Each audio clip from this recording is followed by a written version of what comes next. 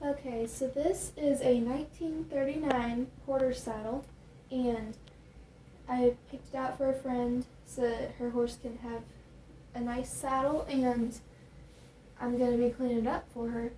And I just got it out of the box just a few minutes ago, and for being old, it's actually still in good condition.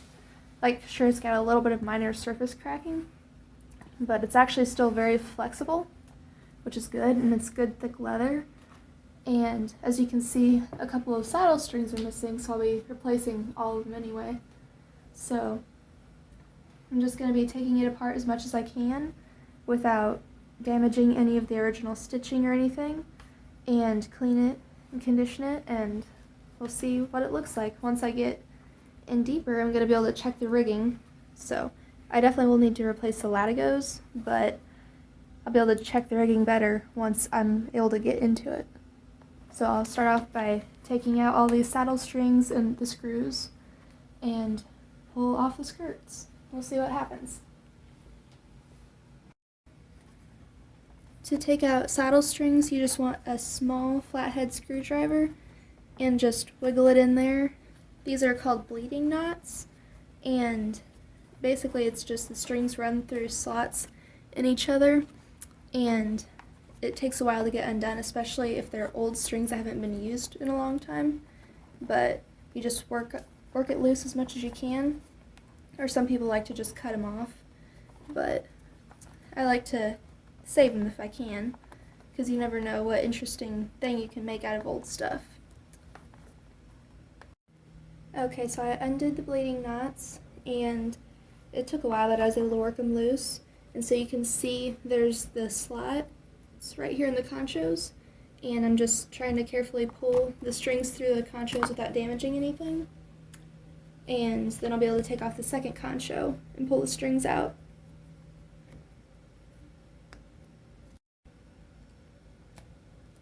This used to be a silver concho right here, but it wasn't true silver, just made to look like it. A stainless steel one. But it's rusted now from sitting out, but they should clean up pretty decent.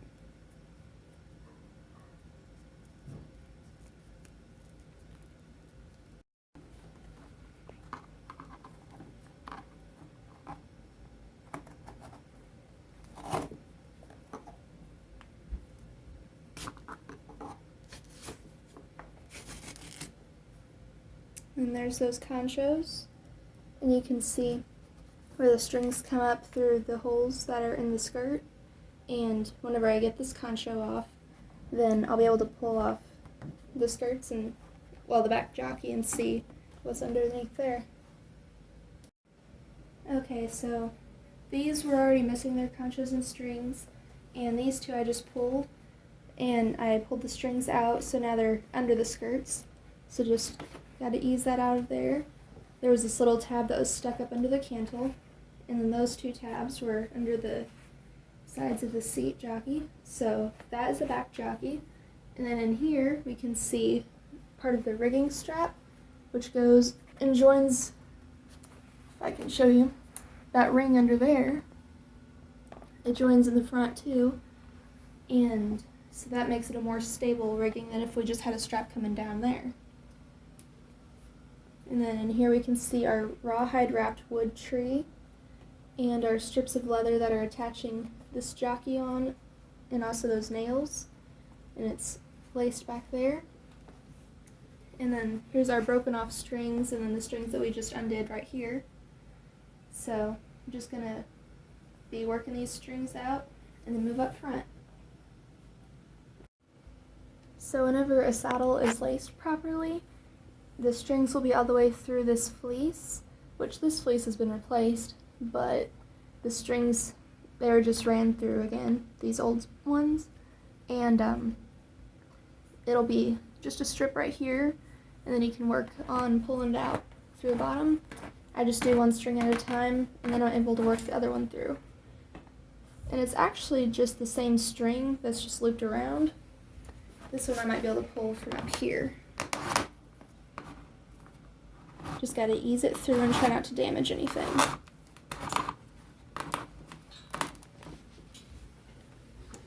Then I'm getting to a thicker part in here, so it'll be a bit more difficult. can still get it through. Alright, and that is our old saddle string. Now we've got our holes that we can see through the bar and through the skirts, and then the ones that were through the jockey. And now we're actually able to see in here. Okay, so next I'm just going to be pulling off the latigo. It's still flexible, but it's got some pretty good cracking there, and you don't want that in your rigging. If you had that on your stirrup leathers, then depending on how deep it went, it could be okay, but you never want that on your rigging. So I'm just going to untie this knot, which is very loose and wrapped up in a very interesting manner, but just going to undo that.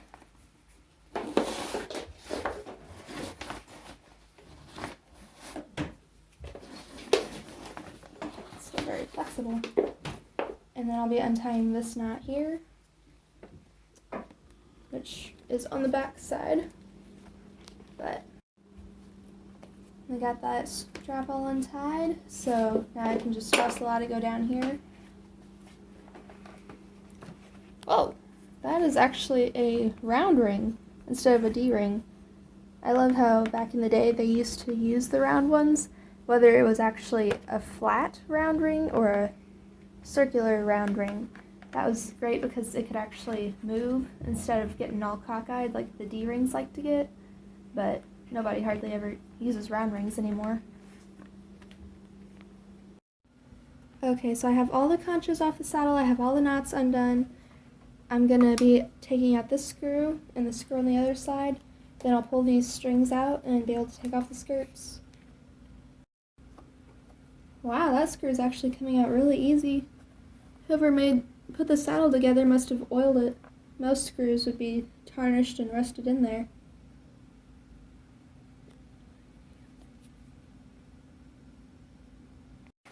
Okay, so I just popped these straps. They were hung on with nails. I just popped them out of the bar, and it's what helps to hold the skirt onto the bar, and also tack it here by the edge of this rigging strap. I'm just taking this little flathead screwdriver and just working it under the head of the nail, and just easily, gently prying up.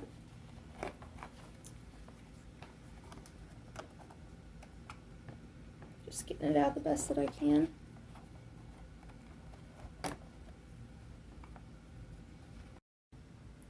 So unless there's something else hidden holding the skirts on, I should just be able to lift the saddle off. And there are the skirts. And here you can see the underside of the bars and the ground seat. These are actually nice bars. They have good crowning, some bar tip relief. Alright, so now I get to just clean up those skirts right there. Ooh, there's even a stirrup groove. That's nice. And it's not one of those slants either, and it's not the Arizona type bar, but it's actually a good groove. Alright.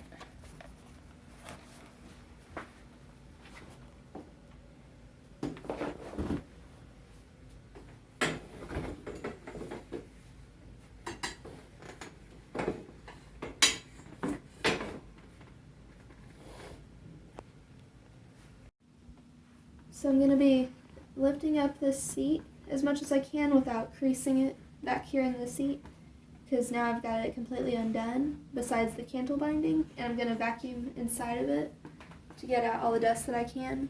You can also just brush it out with an old paintbrush or something, but you got to be careful because it's glued down, so you can't pull it up very much. You don't want to tear anything.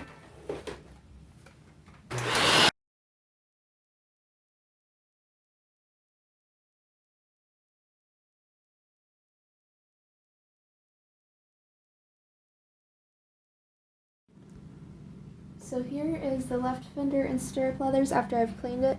I do need to give it another coat of oil and then wipe off the extra that's collecting in the creases, but it's actually very nice and supple. And then here's the clean stirrup, and here is the old uncleaned right one. Just wanting to do kind of a side by side. it had been lightening up to a brown because it hadn't been cleaned or conditioned in years, but it's back almost black again. And the back side is nice where it had been rubbing the horse. It was staying more preserved and, greased up because of the horse's sweat and grease. So it's actually neat how the back side's normally preserved better than the front. And then I just cleaned up this old stirrup and greased it to prevent it from rusting further. Anyway, I'll be working on cleaning up this old saddle and conditioning it and show you an update later. So, it's better to use a horsehair brush, but right now I just have a nylon bristle brush. So I'm just going to real gently be brushing to get off any excess dust that I can get. That way, when I'm cleaning it with my rag later, I won't be rubbing the dirt into it and scratching the surface. I'll just be getting out anything that's in the leather. I just want to brush it off real good. Try to be careful around the stitching.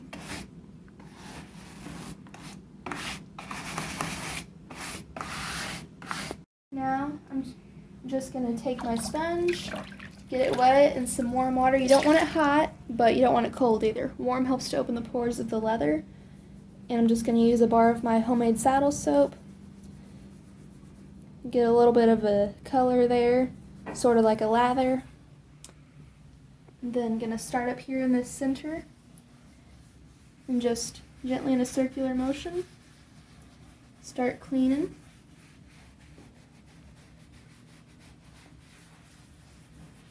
And then whenever you stop seeing the color of the soap, then you'll just re-wet and re-lather.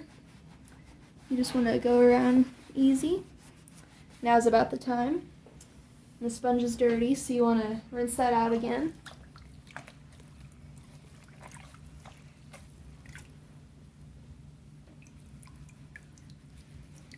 Just work your way around the saddle one piece at a time. You want to make sure to finish one piece before moving on to another so that the colors all stay consistent. And don't forget up here.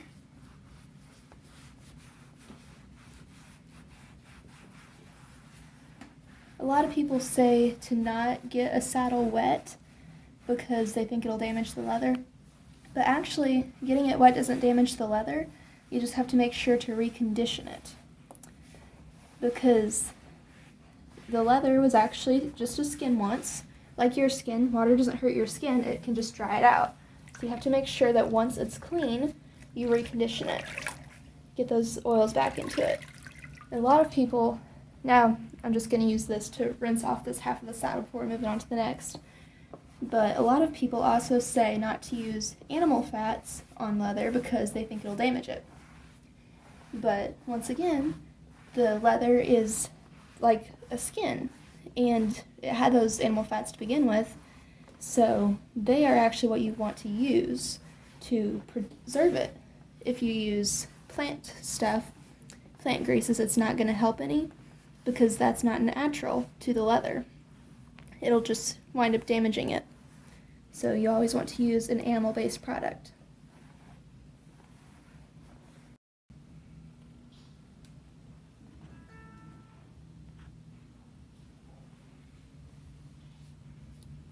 This is just from half of the saddle seat. I'm gonna go. Okay, so the saddle's all cleaned now, and I'm going over with my second or third rinsing, just making sure that I have good hot water, and I'm starting up at the top and just working my way down. And I've even lifted up the seat as far back as I can, and I've cleaned and rinsed under there. But you want to make sure whenever you're cleaning a saddle that you take it apart as much as you can, take off the fenders, lift up as much of the seat and skirts as you can, because dust and hair and hay likes to get in those spots, and if you don't clean them, it'll rot the saddle from the inside out. So just clean and condition under there very well. But I won't get to that right now because I'm just trying to rinse off any excess soap and dust. If you leave the soap on there, it'll dry out the leather. So just make sure to rinse that off good. And rubbing it helps to open up the pores, and using warm water helps to open them up, so it will take the oils better. And always make sure that you oil the top grain, and if it's stiff, you can even oil the bottom side of it. So a lot of people don't do that, but it helps it a lot. Just make sure not to use too much, especially the liquid oil like neat's foot, because it'll over soak it and it can become too flimsy.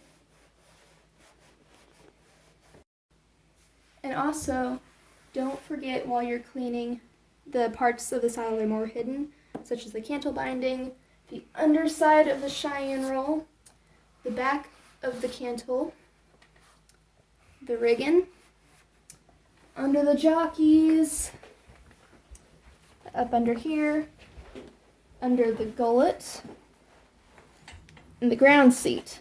These are places that are overlooked way too often. You always want to make sure that you clean, wipe down, and condition them too. Alright, so to condition your saddle, you want it still damp, but not wet, because if it's wet, the oil will lock some of the moisture into your saddle. Not what you want, but you want it damp enough to where it will actually help distribute your oil throughout the leather. And you just start rubbing it in with your hands, because your hands will warm up the oil and help it penetrate the leather better. And you may only need one coat, you may need multiple coats, depends on how dry your saddle is. But you can also do the underside of the leather too if it's really dry.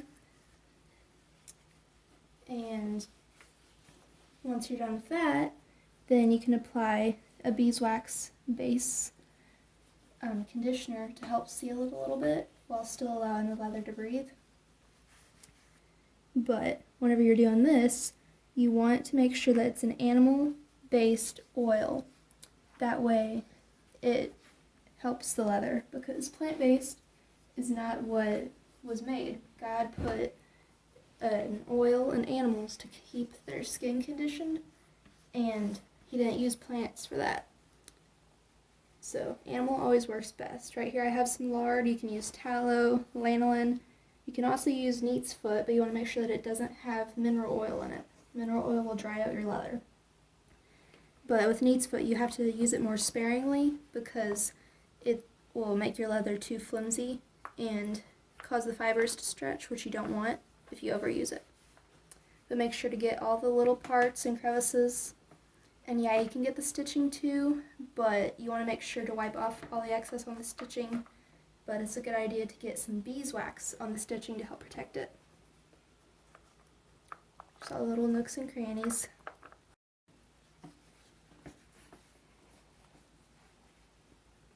So this is the right skirt of that Porter saddle I'm working on, and I've just pulled it off completely. As you can see, it's pretty warped.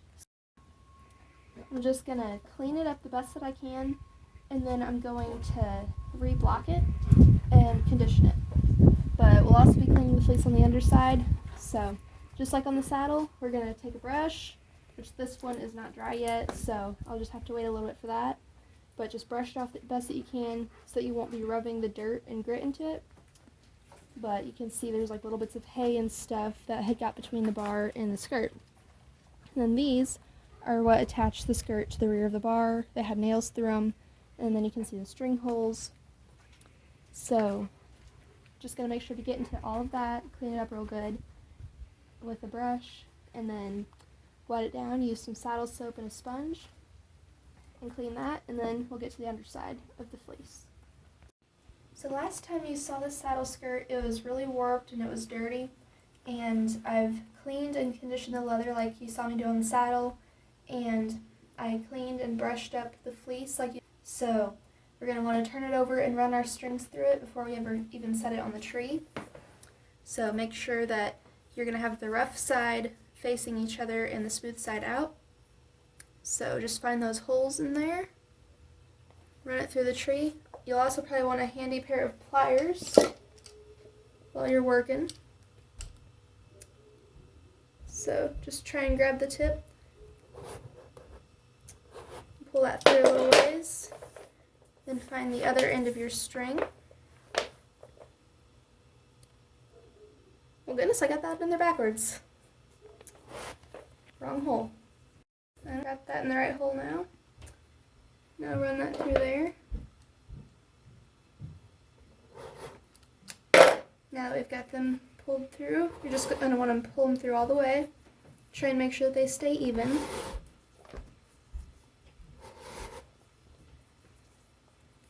And you'll do this on all the saddle string holes. Once you get them through, don't get them too tight yet because they're not even, so you just want to take the one string that's shorter and pull on it more. You can go through the bottom with a screwdriver and loosen it up some if you have to. Just be careful not to mess up your fleece.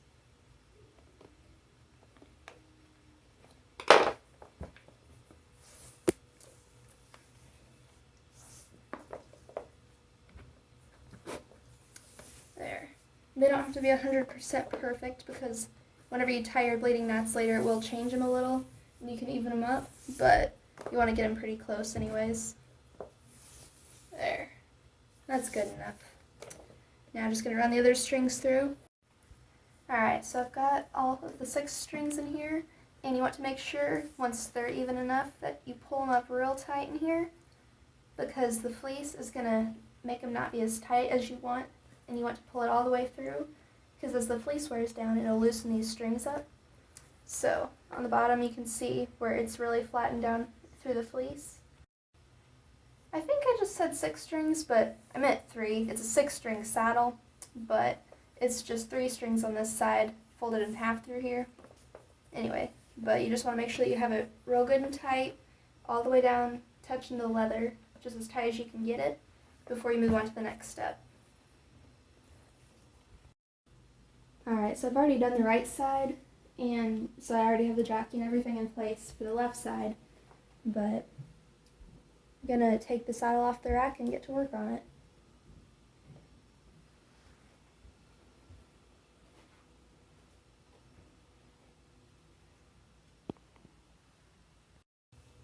Alright, so I have the skirt sitting here under the saddle, and this part you want to make sure that you have the tip very, very tapered, because it's very hard to get up through the bar otherwise.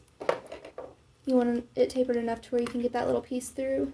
Then you take your pliers and work it through. Then get your other part of the string. Find the other hole. Sometimes it's hard to get it past the leather here, so you may have to try a few times to grab it. Needle nose pliers are easier, but as you can see, it's hard to grip it with these little pliers, and they can slip off quite easy, but just get it through there.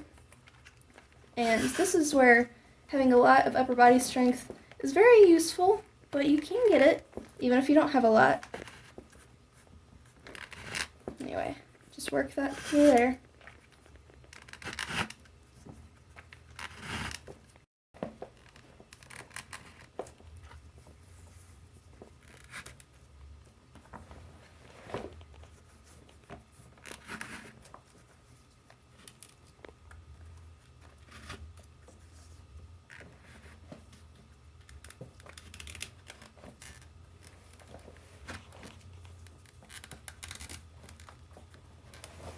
Just try and ease it up through there, and then I'm going to get the rest of the strings through the skirt before I tighten it, because I want to make sure everything's good and in line. Okay, so after you get it threaded through the skirt, you thread it through the bar, and then through all the leather. Make sure that you have the jockey piece on top of the bar, which is on top of the skirt, and under the corner of the seat piece, and then you just pull them all through tight and even. And then whenever you think you have them done all the way, you want to look and make sure there's no big gaps or anything. And then pull both strings together as tight as you can. And then the biggest no-no in the horse world, wrap the rope around your wrist, grab a hold of it, and pull to make sure there's no give. If there's any give, keep pulling until there's none, unless it feels like the leather's going to snap, then stop. So now that I have that down as tight as I can get it, I take my leather concho, and which it's a new concho though, so it's harder to get the strap through there, but you feed it through. Make sure it's on the right way. Feed your other strap through.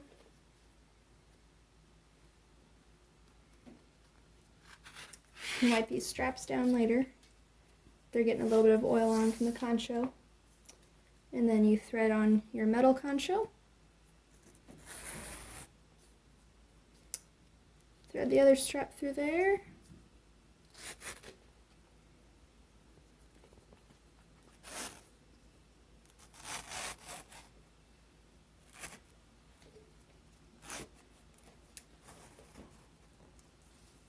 Shove it down on there and pull both of the strings tight through it.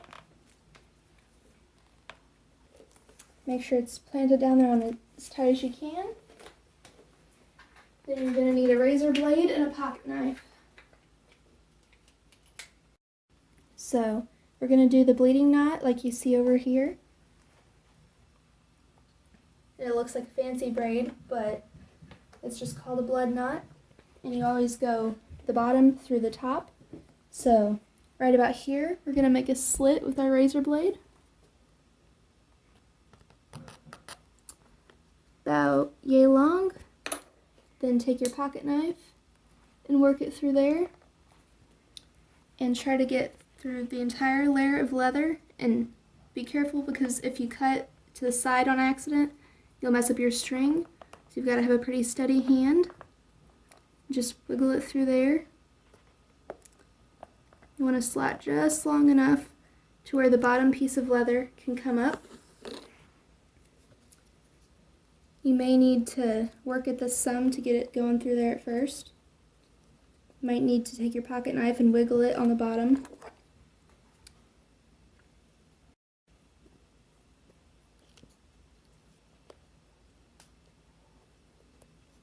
But it takes some time to get it through there.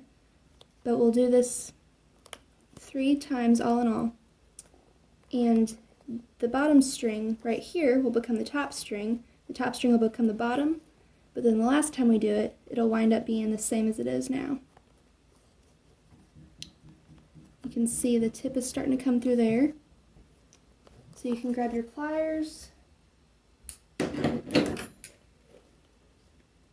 And grab the tip.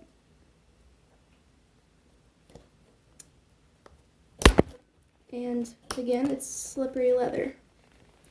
So work it through there until you can get a handhold. And then just pull the entire length of the bottom string up through the top. And just continue that. There's the first loop of your blood knot. Crank it down tight again. And then continue that on. I'm just opening the hole up from the bottom more with a little screwdriver. I already had the hole as big as I needed it, just trying to open it more. But we'll only do 3 going from the bottom to the top, because any more you don't need, but you need 3 to hold the knot. So it takes time doing this, but it's pretty in the end. Got the little tip through there now.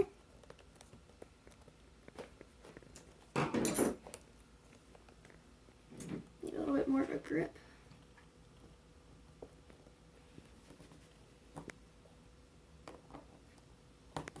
There.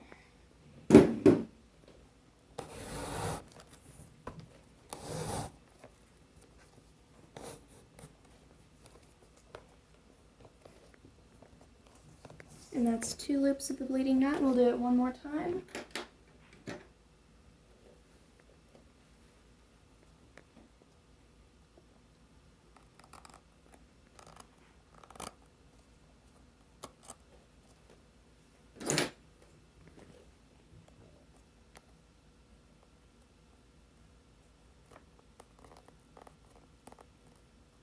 Just again, be careful not to cut yourself, the saddle, or cut too far or anything through the string.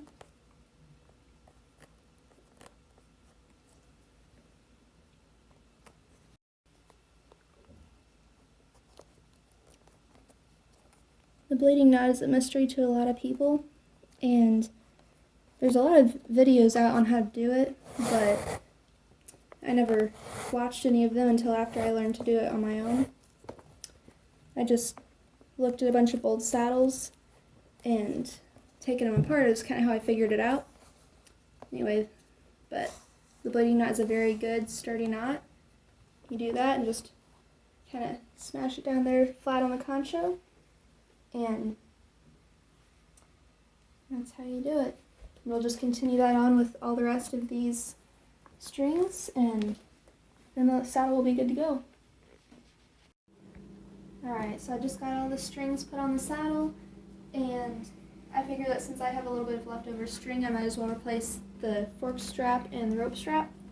So for the rope strap, I'm just going to undo this little screw. Be careful not to gouge the leather if you can help it. There's a little bit of gunk built up in that screw, but I can wash that out later. Just take that out.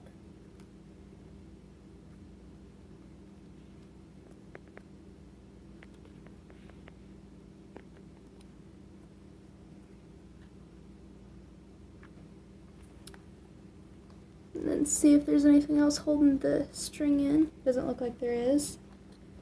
So set that down and try and work that string out from there.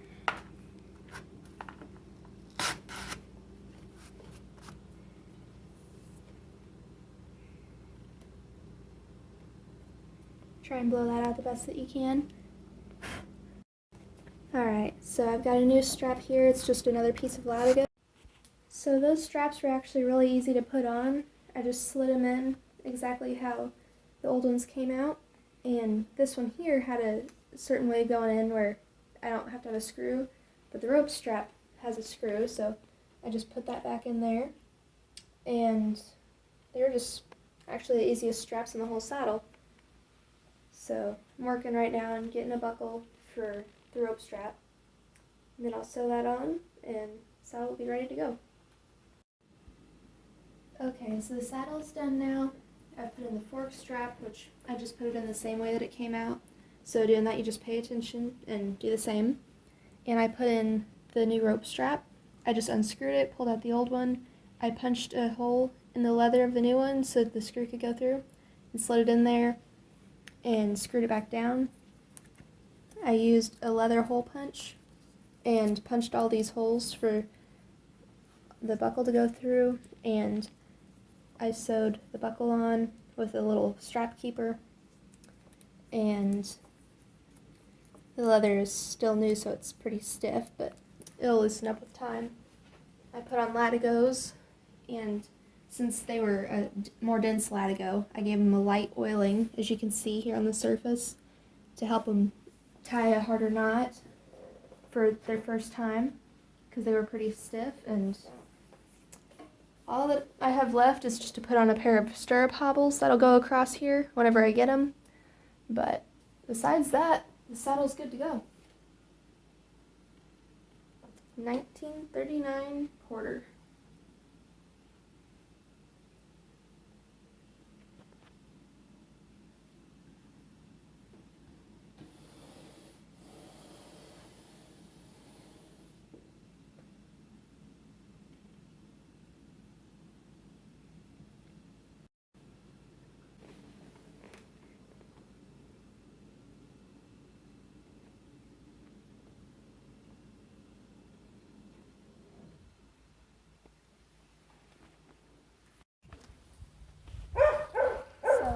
Saddle that I worked on for America, and I don't have anything tied real tight because it's her first time in it, and the Latigos are still new and a little bit stiff, but got that on her. And she also wasn't behaving very well for standing still, so I'd fix everything more if I was going to ride, but just wanted to show it on her. And yeah, she's doing good. She was turning tighter circles than in her old saddle.